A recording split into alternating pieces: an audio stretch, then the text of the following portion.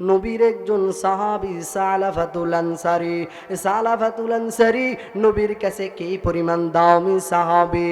আল্লাহর নবী সাহাবীদেরকে ডেকে ডেকে ডেকে জানায়া দেয়, ও সাহাবী আমার, যুদ্ধের ময়দানে আমি যেতে চাই, কারা কারা আমার সাথে যুদ্ধের ময়দানে যাবা? সবাই আসলেন, পয়গম্বর আমি আপনার সাথে যুদ্ধের ময়দানে যেতে চাই। আল্লাহর নবী বাছাই করে করে অনেককে বাছাই করলেন, আর সালাফারে বলেন, ও সালাফা, এই মদিনা থেকে অনেকে আমার সাথে যুদ্ধের ময়দানে যাবে।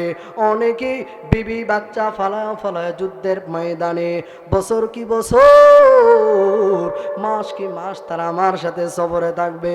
সালাফারে, যারা আমি নবীর সাথে সফরে থাকবে তাদের বিবি বাচ্চাগুলা মাদেরকে তুমি দেখে রাখবা, তাদের কি প্রয়োজন তুমি তাদের হাজতগুলো পূরণ করে দিবা। এইরকম একজন সাহাবী সাঈদ ইবনে আব্দুর রহমান। সাঈদ ইবনে আব্দুর রহমান আর সালাফাতুল আনসারীর মাঝে বড় একটা মহাব্বত ছিলেন। এই জন্য সাঈদ ইবনে আব্দুর রহমান সালাফার ডেকে বলে, ও সালাফা, আমি যুদ্ধের ময়দানে চলে যাব, আমার বিবির যা যা দরকার হাজত তুমি পূরণ করবা। সালাফাতুল আনসারী আমার নবীর জানায়া দেয়, ওই সাহাবীকেও জানায়া দেয়, এ সাঈদ তুমি যাও যাও যাও, তোমার বিবির যা যা দরকার আমি সালাফাতুল আনসারী পূরণ করব। এই কথা বলি যখন নবী এবং সাহাবীরা যুদ্ধের ময়দানে চলে গেলেন, যুদ্ধের ময়দানে চলে গেলেন, তখন ওই সাঈদ ইবনে আব্দুর রহমানের স্ত্রী সালাফাতুল আনসারীকে ডেকে ডেকে ডেকে ডেকে বলেন, ও সালাফা, নেও নেও আমার জন্য কিছু কেনাকাটা করে আনো, বাজার করে আনো। সালাফাতুল আনসারী যখন সাঈদ ইবনে আব্দুর রহমানের স্ত্রীর কাছে গেলেন, তখন ওনার স্ত্রী পর্দার আড়াল থেকে যখন বাজারের ব্যাগটা দিলেন, সাঈদ ইবনে ওই আব্দুর রহমানের স্ত্রীর হাতটা দেখে সালাফার ভিতরে শয়তান ধোঁকা দিল। শয়তান বলে, রে সালাফাতুল আনসারী, এই নির্জন ঘরের মধ্যে কেউ নাই। ও সালাফাতুল আনসারী, সাঈদ ইবনে আব্দুর রহমান তো বিদায় নিয়ে চলে গেল। ও সালাফা, তুমি এখন তার স্ত্রীর সাথে খারাপ কাজে লিপ্ত হয়ে যাও। সালাফাতুল আনসারী তার হাতটা ধরে একটু খারাপ একটা ধারণা করলেন। তখন ওই সাঈদ ইবনে আব্দুর রহমানের স্ত্রী জানায়া দেয়, সালাফাতুল আনসারী রে, আমার স্বামী তোমার কাছে আমার আমানত দিয়া গেলেন, তুমি আমার হাতে ধরলা, তুমি তোমার আমানত খেয়ানত করলা। তুমি কি জানো না, তোমার রব আমার রব, যিনি যেটি গোটা আলামিনের জন্য রব, যিনি সব দেখেন, যে যেই কারণ না কেন। আলাম ইয়ালাম বিআন্নাল্লাহা ইয়ারা। ওই সাঈদ ইবনে আব্দুর রহমানের স্ত্রী আয়াত শোনায় দেয়, আলাম ইয়ালাম বিআন্নাল্লাহা ইয়ারা। ও সালাফারি, তুমি কি জানো না, তোমার রব তোমারে সর্বদা দেখতেছে, সর্বহালাতে দেখতেছে। তুমি তোমার আমানত খেয়ানত করলা। তখন ওই সালাফাতুল আনসারীর ভিতরে ভয় ঢুকে গেলেন। সালাফাতুল আনসারী এই ভয় নিয়া নিয়া নিয়া নিয়া নিয়া জঙ্গলার মধ্যে চলে গেলেন। জঙ্গলার মধ্যে যা রবের কাছে তওবা করে, রব আমাকে ক্ষমা করে দেন। ওই সালাফাতুল আনসারী জঙ্গলে চলে গেলেন। ঠিক কয়েক দিন পর, আনুমানিক 7 মাস পর, ওই সাঈদ যখন নবীর সাথে যে হিজরতে গেলেন, ওইখান থেকে ফিরে আসলেন, তখন তার স্ত্রী সাঈদের কাছে ঘটনাগুলো বললেন। ঘটনা শোনার পরে বলে, আমার ভাই সালাফা কই? তখন বলে, তোমার ভাই সালাফা কোথায় আমরা জানি না, তবে শুনি সেই নাকি একটা জঙ্গলার মধ্যে যায় গুন গুন করে কান্না করে। তখন আবু সাঈদ দৌড়ায় ওই জঙ্গলার মধ্যে গেল। জঙ্গলার মধ্যে যাওয়ার পরে পরে পরে যা দেখেন ওই সালাফাতুল আনসারী চোখের পানিগুলো ফালায় ফালায় কান্দে রে।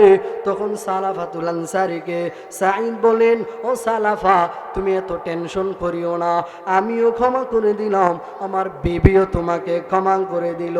ওই সালাফাতুল আনসারী সাঈদ ইবনে আব্দুর রহমান কি ও সাঈদ ইবনে আব্দুর রহমান, তোমাকে আমি জানায়া দে, আমাকে যদি আমার নবী ক্ষমা না করেন, আল্লাহ যদি ক্ষমা না করেন, তাহলে আমি তোমার কাছে ক্ষমা পেয়ে কি লাভ? ওই সালাফাতুল আনসারীকে নিয়া সাঈদ ইবনে আব্দুর রহমান আবু বকরের দরবারে চলে গেলেন। আবু বকরের দরবারে যাওয়ার পরে যা ওই সালাফাতুল আনসারীর কাহিনীগুলো শোনায়া দেয়। যা বলেন, আবু বকর, আমি এমন অন্যায় করলাম, এখন আমার ক্ষমার পথ আছে কিনা, আমার তওবার দরজা আছে কিনা, থাকলে আমারে জানায়া দাও। আবু বকর বলেন, ও সালাফা, আমার দরবার থেকে যাও, আমার দরবারে তোমার কোনো জায়গা নাই। সালাফাতুল আনসারী তখন মনে মনে ভাবে, আরে আল্লাহর নবীও তো বলেছেন আরহামু উম্মতি বি উম্মতি আবু বকর, নবীও তো বলেছেন আমার উম্মতের মধ্যে সব থেকে রহমওয়ালা, সব থেকে দয়াবান হলেন আবু বকর, নরম দিলওয়ালা ব্যক্তি আবু বকর। আবু বকর আমারে তাড়ায়া দিলেন, না জানি উমরের কাছে গেলে কি হবে।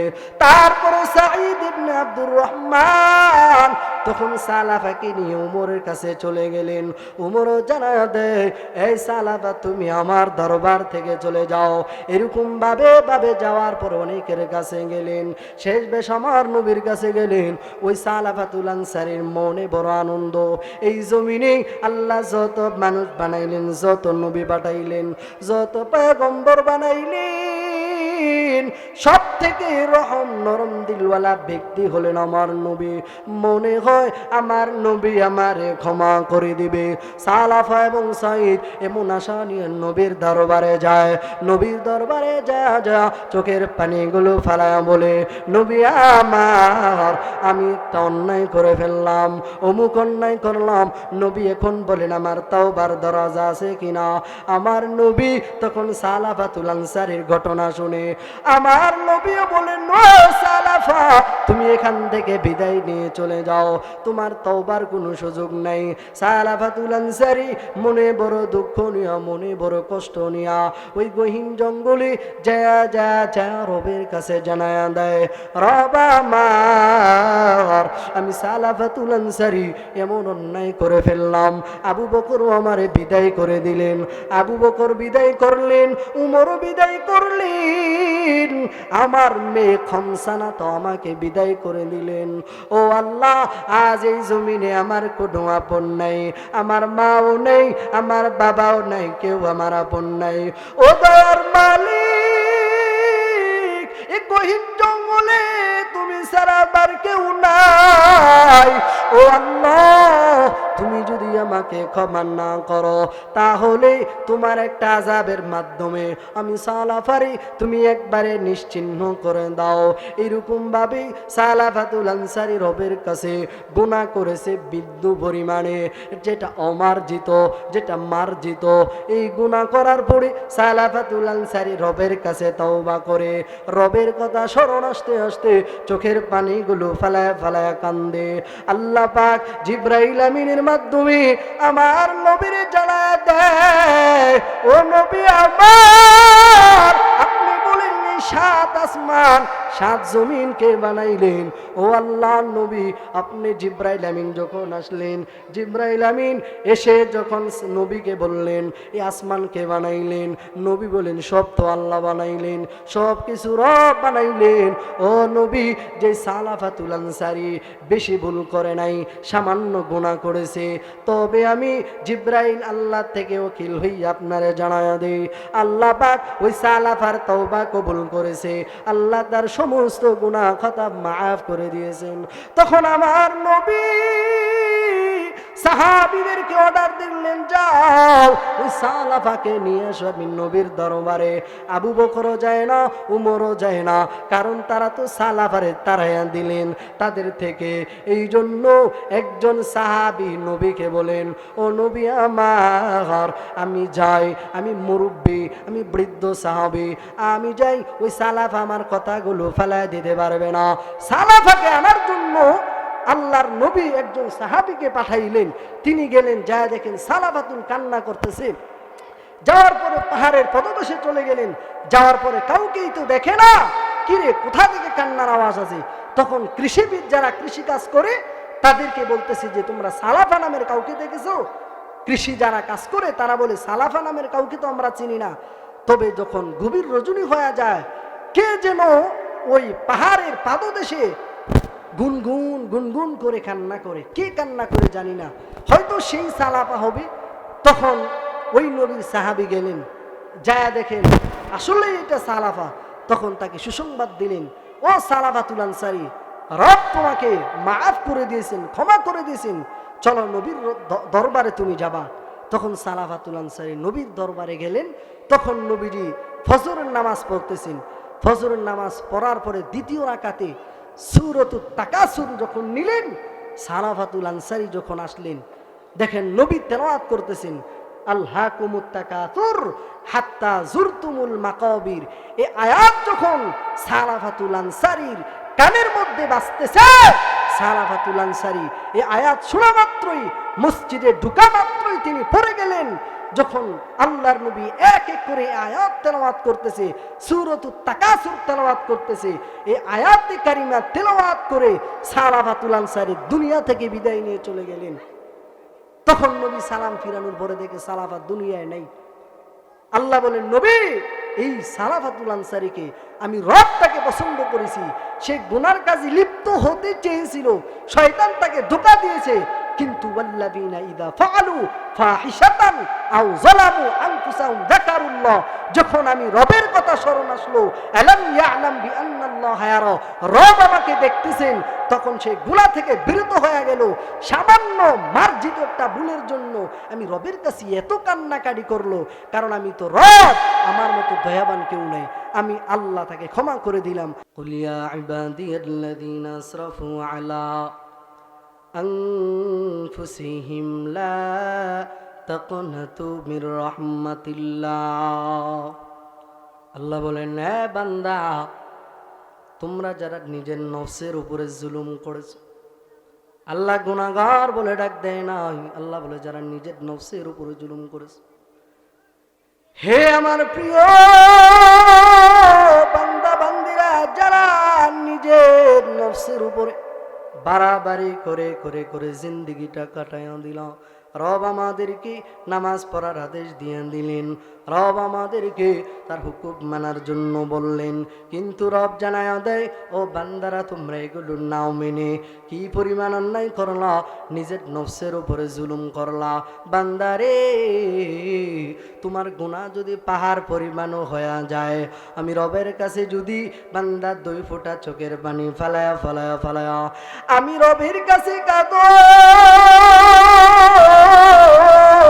ও দয়ার মালিক, শয়তানের ধোঁকায় পড়ে আমি গুনাহ করলাম। কারণ আল্লাহ পাক এই জমিনে আমাদেরকে পাঠানোর আগে আল্লাহ পাক জনগণ আমাদেরকে তৈরি করলেন, একটা ব্যক্তিও পাঠাইয়া দিলেন। আল্লাহ বলেন, ও ফেরেশতারা তোমরা শুনে নাও, আমি রব এই জমিনের মধ্যে নতুন প্রতিনিধি বানাবো। ওয়াইয ক্বালা রাব্বুকা লিল মালাইকাতি ইন্নী জাইলুন ফিল আরদি খলিফা। আমার রব ফেরেশতাদেরকে জানায়া দেয়, ও ফেরেশতারা, এই জমিনের মধ্যে আমি নতুন প্রতিনিধি পাঠাইয়া দিব। আল্লাহ পাক আমাদেরকে এই জমিনের মধ্যে পাঠাইয়া দিলেন, কিন্তু এই ভিংলা বাড়ির মানুষকে আমি জানায়া দিতে চাই, ও ভিংলা বাড়ির মানুষেরা, আল্লাহ পাক শুধু আমাদেরকে পাঠায় নাই, বনি আদমেরা তারা যেন আল্লাহর তৈরি জান্নাতে যেতে না পারে, এই জন্য আমাদেরকেও পাঠাইলেন। আল্লাহ পাক আমাদের সাথে সাথে আরেকজন ব্যক্তিকে, আরেকজন শয়তান নামক একটা জীবকে পাঠাইয়া দিলেন। এই শয়তান রবের সাথে চ্যালেঞ্জ করলেন, ও আল্লাহ, আমি দেখব তোমার কোন উম্মত জান্নাতে যায়, কোন বান্দাটা তোমার তৈরি চিরস্থায়ী শান্তির জায়গা জান্নাতে যাবে। আল্লাহ গো, আমি তোমার সাথে ওপেন চ্যালেঞ্জ করে দিলাম, তোমার প্রত্যেকটা বান্দারে আমি শয়তান ইবলিস পদে পদে তাদেরকে ধোঁকা দিয়া তাদেরকে জাহান্নামের মধ্যে আমি পাঠাইয়া দিব। কিন্তু রব জানায়া দেয়, এরে ইবলিস, তুই শয়তান যেই বান্দাটারি 70 বছর 80 বছর 120 বছর বান্দাটারে তুই ধোঁকা দিয়া এই বান্দার পবিত্র অন্তরটারে তুই নাপাক বানায়া দিলি। ইবলিস রে, তুই বান্দা শুনে নাও, এই বান্দা যতই অন্যায় করুক না কেন, আমি রবের কাছে যখন বিন্দু পরিমাণে চোখের পানি ফেলায় রবকে ডাকদা বলবেন, ও আল্লাহ, শয়তানের দুকায় পড়ি, নফসের দুকায় পরে আমি গুনাহ করে ফেললাম, অন্যায় করে ফেললাম, সামনে ভবিষ্যতে আর কোনো গুনাহ করব না। আল্লাহ পাক বলেন এই বান্দাকে আমি রব মাফ করে দিবন। আল্লাহ বলেন লা তাকনাতু মির রাহমাতিল্লাহ, বান্দারে তুমি যতই বড় গুনাহ করো না কেন, তবে আমি রবের রহমত থেকে বান্দা নৈরাশ হইও না। আল্লাহ আমাদেরকে একবারও গুনাহগার বলে ডাক দেয় নাই। আল্লাহ বলেন কুল ইয়া ইবাদিয়াল্লাযীনা আসরাফু আলা আনফুসিহিম লা তাকনাতু মির রাহমাতিল্লাহ। তারপর আয়াতে আল্লাহ যে গফফার, আল্লাহ যে রহমান, আল্লাহ যে রহিম, আমাদেরকে বুঝানোর জন্য আল্লাহ আমাদেরকে জানায়া দেয় ইন্নাল্লাহা ইয়াগফিরুয যুনুবা জামিআ, আমি আল্লাহ তোমার সমস্ত গুনাহ খাতা মাফ করে দিব। আল্লাহ বলেন ইন্নাল্লাহা ইয়াগফিরুয যুনুবা জামিআ। এইখানে আল্লাহ পাক প্রথম তাগিদের অর্থটা আনলেন। আল্লাহ চাইলে পারতেন এইখানে ইন্নাহু ইয়াগফিরুয যুনুবা জামিআটা শব্দটা ব্যবহার করতে, কিন্তু আল্লাহ জানায়া দেয় বান্দারে আমি বড় দয়াবান, আমি বড় মায়াবান, এই জন্য আমি রব। এইখানে তাগিদ আনার পরে আমি রবের নামটা এখানে জানায়া দিলাম। ইন্নাহু ইয়াগফিরু বলতে পারতেন, কিন্তু আল্লাহ বলেন ইন্নাল্লাহ, নিশ্চয়ই আমি আল্লাহ বান্দারে ইয়াগফিরুয যুনুব, আমি আগেও বলেছিলাম ইয়াগফিরুয যুনুব, এই যে যুনুব শব্দ, এই যুনুব শব্দের ভিতরে আল্লাহ সব গুনাহগুলো নিয়ে আসলেন। এই যুনুব শব্দ ব্যবহার করার পরেও আল্লাহ আবার জামিআন শব্দটা ব্যবহার করে দিলেন। আল্লাহ বলে ও বান্দা, আমি রহমানের দয়া কি পরিমাণ বড়, আমি রহিমের কি পরিমাণ দয়া বড় বান্দা জানো না, আমি গফফার নামের কত পাওয়ার। ও বান্দা, আমি রবের কাছে তওবা কর। বান্দা তুমি যদি তওবা করো, আমি আল্লাহ মাফ করতে বান্দা দেরি করব না। আল্লাহ পাক ইয়াগফিরুয যুনুবা জামিআ। তারপরে আল্লাহ আরো, আল্লাহ যে গফুর, আল্লাহ যে গফফার, এরপরে বলেন ইন্নাহু হুয়াল গফুরুর রহিম। বান্দারে, আমার মতো দয়াবান, আমার মতো ক্ষমাশীল এই জমিনের মধ্যে আর কেউ নাই। এই জন্য আল্লাহ পাক বারংবার আমাদেরকে ডেকে বলেন বান্দারে আমি রব। এই জমিনের মধ্যে পয়গম্বর আদম নবী থেকে নিয়াম হযরতে মুহাম্মদুর রাসূলুল্লাহ এবং পৃথিবীর সর্বশেষ যে মানুষ, তার জন্য আমি আল্লাহ জান্নাত বানাইলাম। ফিরাউনের জন্য আমি আল্লাহ একটা জান্নাত বানাইলাম। পয়গম্বর মুসা নবীর জন্য আমি আল্লাহ একটা জান্নাত বানাইলাম। ঈসা নবীর জন্য আমি রব একটা করে জান্নাত বানাইলাম। এই জমিনের মধ্যে সব থেকে বড় যারা পাওয়ারফুল ব্যক্তি আমার রবের কাছে, তাদের জন্য আল্লাহ একটা জান্নাত বানায়া দিলেন। আল্লাহ সবার নামে জান্নাত বানায়া আল্লাহ প্রমাণ করে দিতে চায় আমি আমার সৃষ্টি যারা আছেন, আমি রব সবাইরে জান্নাত দিব, কাউকে আমি আল্লাহ জাহান্নামে দিব না। এরপরেও বান্দা, কেন আমি আল্লাহ জান্নাত আমি বানাইলাম জানো? বান্দারি, কোন দিকে চললে জান্নাত পাবা আমি সব দিক নির্দেশনা দিয়া দিলাম।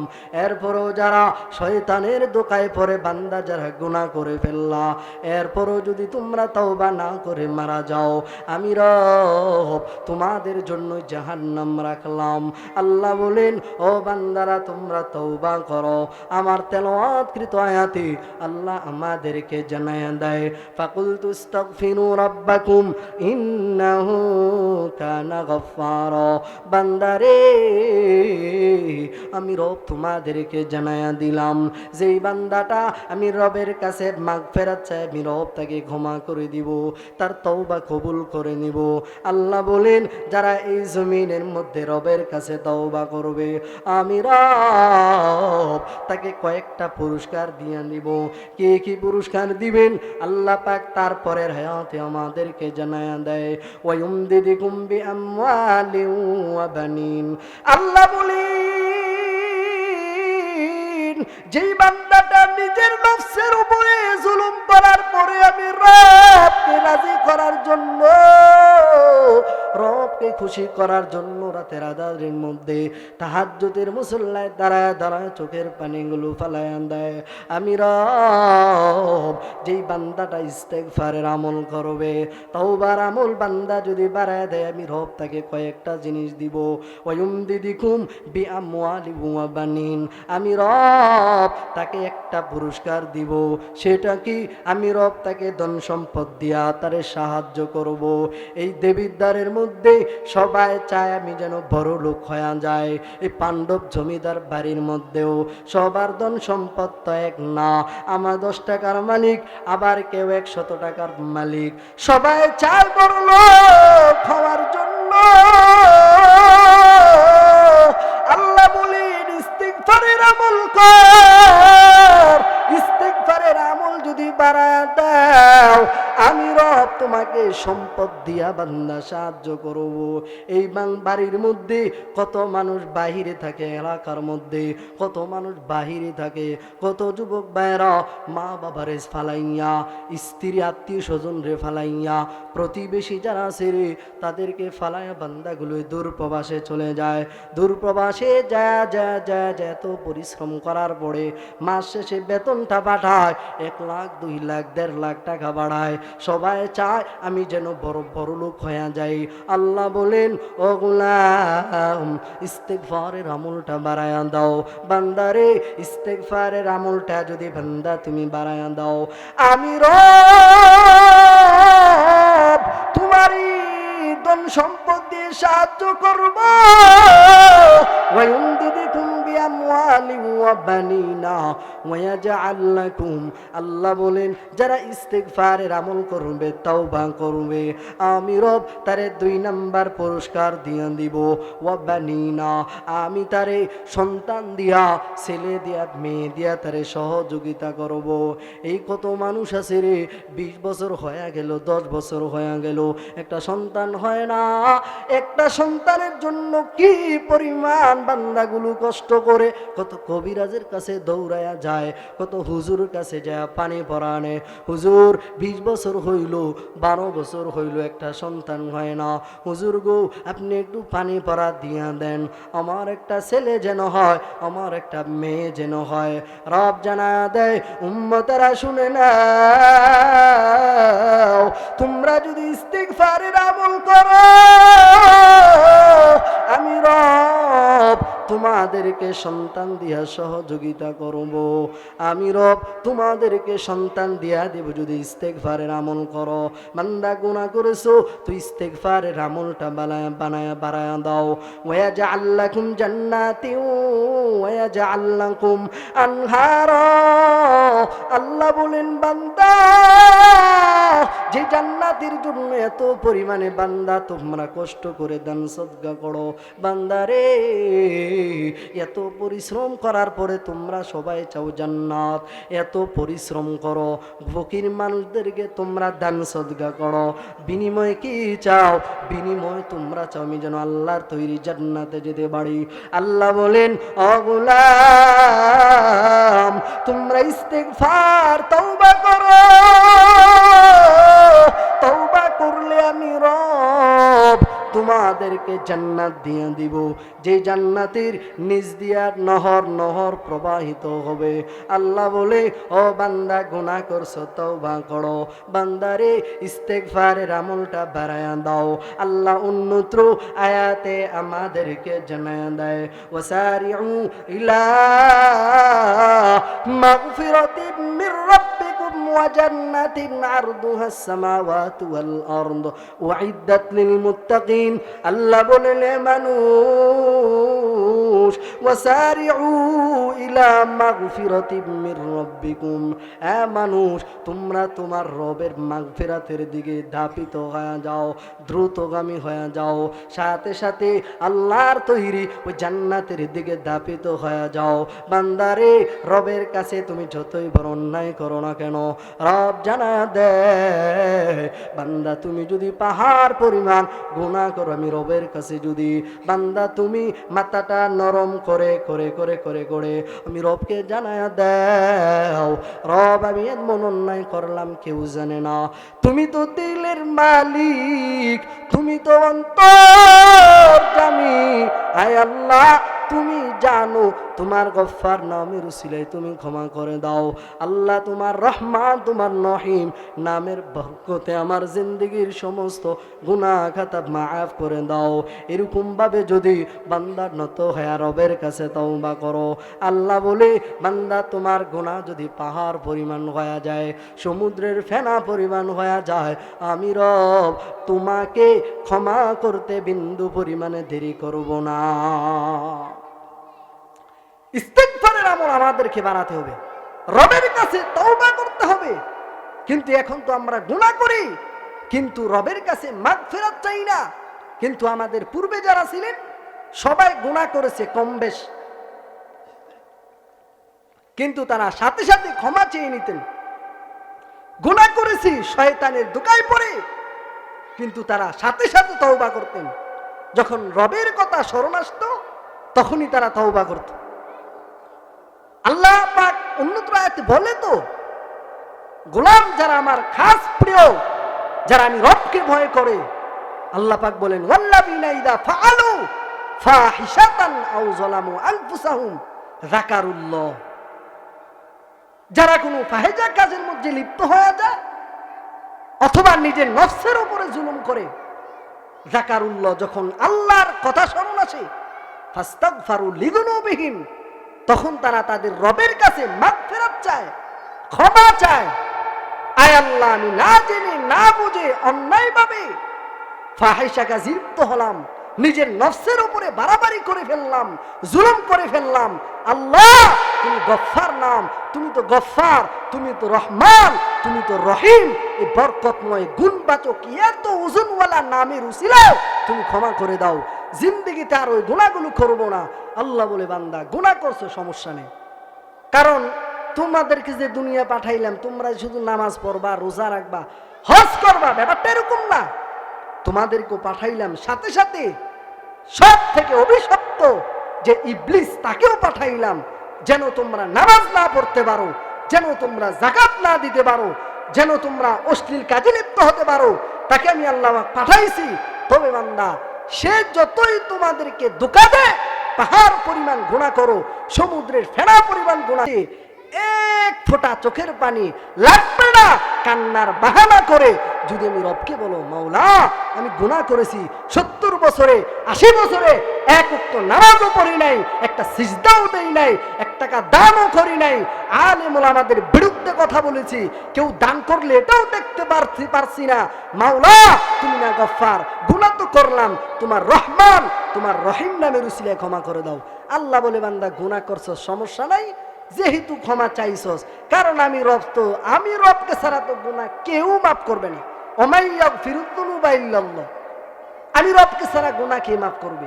কেউ নাই, কেউ নাই, আমি রবই রব।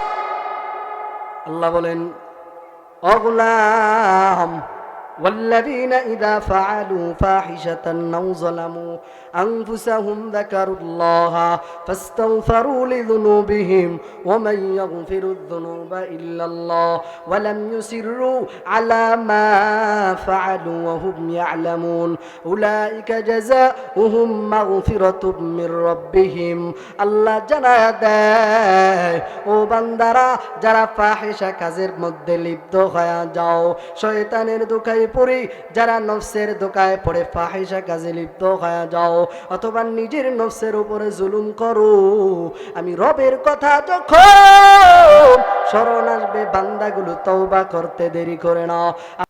কামা বারাকতা আলা ইব্রাহিম ওয়া আলা আলি ইব্রাহিম ইন্নাকা হামিদুম মাজিদ।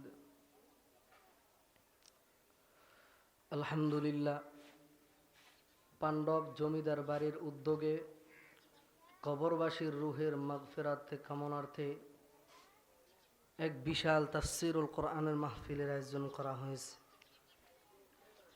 আজকের মাহফিলে সম্মানিত সভাপতি, প্রধান অতিথি, বিশেষ অতিথিবৃন্দ, মুআজ্জাজ মুকাররম জাতির মাতার মুকুট ওরাসাতুল আম্বিয়া হযরত উলামায়ে কেরাম, দূর দূরান্ত থেকে আগত আল্লাহ পাকের আশিকিন, যাকিরিন, শাকিরিন, মুহিব্বিন, মুরব্বিয়ান আজম, কলিজার টুকরার আমার সমবয়সী যুবক ভাই, স্নেহের বন্ধুগণ, পর্দার আড়ালের মা ও বোনেরা, দয়াময় আল্লাহ রব্বুল আলামিনের কাছে লাখ কোটি শুকর ও সুজুদ, যে মহান রব্বুল আলামিন আমাদেরকে এরকম একটা দিনই পরিবেশে কোরআন সুন্নাহর কিছু কথা বলার এবং শুনবার জন্য কবুল করেছেন। মুসলমান হিসেবে ঈমানের আওয়াজকে উঁচু করে সকলেই কালিমাতুশ শুকর উচ্চারণ করি আলহামদুলিল্লাহ। তো আপনাদের খেদমতে কোরআনে হাকিমের দুইখানা আয়াতে কারিমা তেলাওয়াত করেছি। আশা রাখবো তেলাওয়াতকৃত আয়াতকে সামনে রেখে কিছু কথা বলার জন্য বাকি আল্লাহ যদি তৌফিক দান করেন। কেন আমি আয়াতে কারিমা নিলাম? আজকের যে মাহফিলটা, এটা কবরবাসীর রুহের মাগফিরাত, অর্থাৎ আল্লাহ পাক যেন এই দেবিদ্যার বিংলাবাড়ি গ্রাম থেকে যত মানুষ আল্লাহর ডাকে সাড়া দিয়ে চলে গেছেন, আল্লাহ যেন তাদেরকে নাজাত দেয়, তাদেরকে মাগফিরাত দেয়। তো এই সুবাদে আমিও আপনাদের সামনে কোরআনুল কারীম থেকে তাওবা সম্পর্কে আয়াত নিয়েছি। এই আয়াতের উপরে কিছু কথা বলবো, আল্লাহ যেন তৌফিক দান করেন। তো এই পৃথিবীতে আমরা ছিলাম না, আল্লাহ পাঠাইছেন। কেন পাঠাইছেন? লিয়াবুদুন আই লিয়ারিফুন, রবের ইবাদত করার জন্য, রবকে চিনার জন্য। তো রবকে আমরা চিনতে হবে, এটা আমাদের জন্য আবশ্যক। তো এই পৃথিবীতে আমরা থাকবো না, চলে যেতেই হবে। তো হায়াতের জিন্দেগিতে কতটুকু আমল করলাম, কতটুকু নেক কাজ, কতটুকু বদ কাজ, এটা এখন হয়তো আমরা বুঝি না, কিন্তু মরার পরে তো অটোমেটিকলি আল্লাহ পাক আমাদেরকে দেখাইবেন যে দেখো বান্দা কি করলা, একটু দেখো। প্রত্যেকটা কদমে পদে পদে আমরা গুনাহ করে ফেলি। গুনাহ করে কিন্তু আমাদের পুরা কপাল যে আমরা গুনাহ করার পরে রবের কাছে তওবা করি না। কিন্তু আমাদের পূর্বে যারা ছিলেন তারাও তো গুনাহ করেছে, শয়তানের ধোঁকায় পড়ে, নফসের ধোঁকায় পড়ে। গুনাহ তো তারা কম করে নাই, কিন্তু তাদের একটা গুণ কি ছিল? গুনার সাথে সাথে তারা তওবা করে ফেলতেন, আল্লাহর কাছে মাগফিরাত চাইতেন। এখন আমরা গুনাহ করে কিন্তু রবের কাছে মাগফিরাত চাই না। আল্লাহ বলে, বান্দা যেই পরিমাণ গুনাই করো না কেন, আমি রবের কাছে আসবা বিন্দু থেকে বিন্দু, আদনা থেকে আদনা, চোখের পানি ফালায়া যদি আমি রবের কাছে জানাইতে পারো, রব আমি গুনাহ করেছি, মাওলা নফসের দোকায় পড়ে, বন্ধু বান্ধবের প্রতারণায় পড়ে আমি গুনাহ করে ফেলেছি। আয় আল্লাহ, আমি তো বুঝলাম আমার গুনাহ অধিক হয়ে গেল, কিন্তু তোমার গফফার, তোমার রহমান, তোমার রহিম নামের ওজন তো অনেক বেশি। মাওলা, এই গুণবাচক নামের দিকে তাকাইয়া তুমি আমাকে ক্ষমা করে দাও। বিন্দু পরিমাণ যদি অনুতপ্ত হয়ে রবের কাছে মাগফিরাত চাইতে পারেন, রব বলে তোমার পাহাড় সম পরিমাণ যদি গুনাহ হয়, আমি রবের গফফার নামের কাছে তোমার এই গুনাহ কিছুই না। এই জন্য সর্বহালাতে সর্বদা আমরা রবের কাছে মাগফিরাত চাইতে হবে। যদি মাগফিরাত নিয়ে কবরে যেতে পারি, এই যে আজকে এখানে মাগফিরাত, রুহের মাগফিরাতার্থে আজকে যে মাহফিল দিয়েছে যুবক ভাইয়েরা, আল্লাহ পাক যদি আমরা মাগফিরাত নিয়ে কবরে যেতে পারি, তাহলে কবর হবে জান্নাতের বাগান। আর যদি মাগফিরাত না চেয়ে নিতে পারি, তাহলে আল্লাহ পাক আমাদেরকে জাহান্নামের আযাবের মধ্যে গ্রেফতার করবে। আল্লাহ যেন আমাদেরকে এইগুলা থেকে বাঁচায়। আর প্রত্যেকটা ক্ষেত্রে রবের কাছে মাগফিরাত চাইতেই হবে, কদমে কদমে। আমার নবীও তো দৈনন্দিন 100 বার ইস্তিগফার, মাগফিরাত আল্লাহর কাছে চাইতেন, তাওবা করতেন। এখন আপনারা অনেকে বুঝবেন যে নবীর গুনাহ ছিল না। উম্মতকে বুঝানোর জন্য আমার নবী দেখায়া দিলেন, উম্মতেরা, আমি নবীর তো কোনো গুনাহ নাই, আগেও নাই, পরেও নাই, এরপরও আমি নবী দৈনন্দিন 100 বার তওবা করেছি। উম্মতেরা, তোমরা কি পরিমাণ করা দরকার? এখন তো আমরা এখানে যারা আছি, বিন্দু পরিমাণে একজনও বলতে পারবে না যে গুনাহ করার পর পর রবের কাছে বলছি, মাওলা অজান্তে এটা করে ফেলেছি বা জেনেই করলাম, তুমি মাফ করে দাও। কেউ চাই না। কিন্তু রব বলে, বান্দা যে পরিমাণ গুনাহ করো, আমি রবের কাছে আসো,